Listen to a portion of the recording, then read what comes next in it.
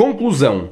Desde os tempos de Moisés e os judeus do Antigo Testamento, passando por Jesus, seus apóstolos, a Igreja primitiva, os primeiros pais da Igreja, e aos dias que se seguiram à reforma de Lutero e até ao ano de 1814, em pleno século XIX, nunca ninguém tinha sequer ouvido falar de algo parecido a esta teoria do intervalo da Terra, também conhecida como teoria do hiato, da falha, da lacuna ou da ruína-reconstrução. Se esta teoria fosse realmente a verdade de Deus, será que ela teria sido omitida ou ocultada por 19 séculos dos cristãos sinceros e de todos os mártires da Igreja? Os judeus do Antigo Testamento certamente nunca ouviram falar de tal conjectura. Tampouco os apóstolos de Jesus. Os reformadores como Lutero criam numa terra de alguns milhares de anos, criada em 6 dias ininterruptos e sem nenhuma lacuna no meio. Ninguém, ao ler Gênesis capítulo 1, chega só por si à conclusão que poderá haver um intervalo de tempo entre Gênesis capítulo 1, versículo 1 e Gênesis capítulo 1, versículo 2.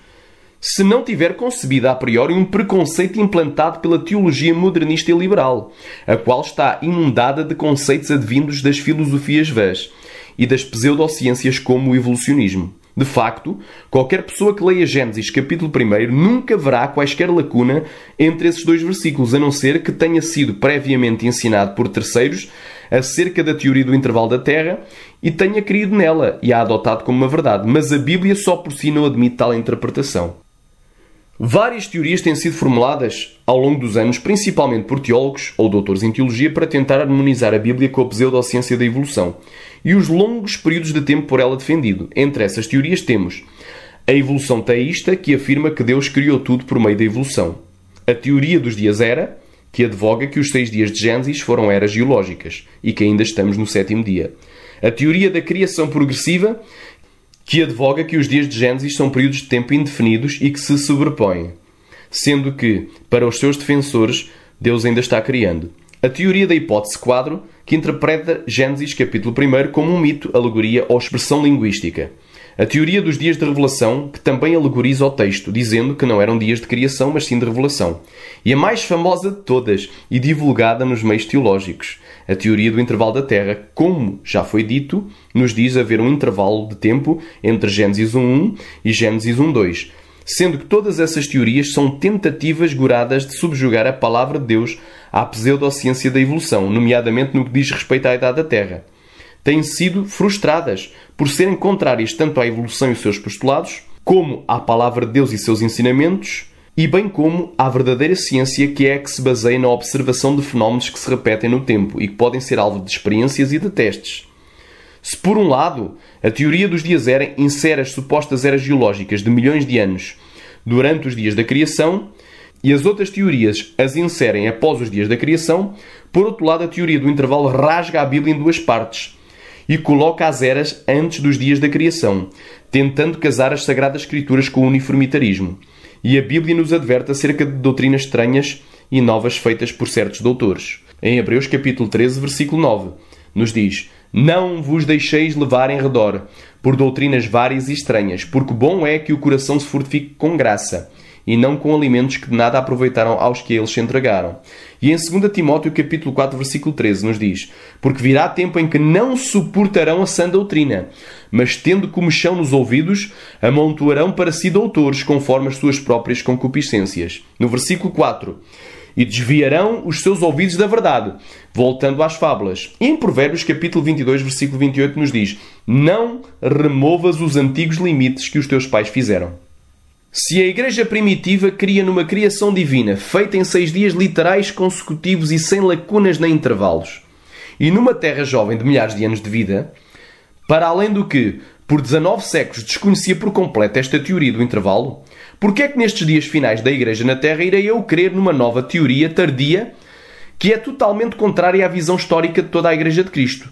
Não iria assim remover os limites estabelecidos desde há muito pelos pais e patriarcas da Igreja de Jesus Cristo na Terra? Deus estabeleceu limites que não devem ser ultrapassados, pois as coisas encobertas pertencem ao Senhor nosso Deus, porém as reveladas nos pertencem a nós e a nossos filhos para sempre, para que cumpramos todas as palavras desta lei. Deuteronômio capítulo 29, versículo 29. Deus nos revelou em Êxodo capítulo 20, versículo 11 e no capítulo 31, versículo 17, uma criação de 6 dias literais, que é a base para a semana de trabalho humana de 6 dias com um dia de descanso. Mas não existe em parte alguma na Bíblia espaço para lacunas em Gênesis capítulo 1.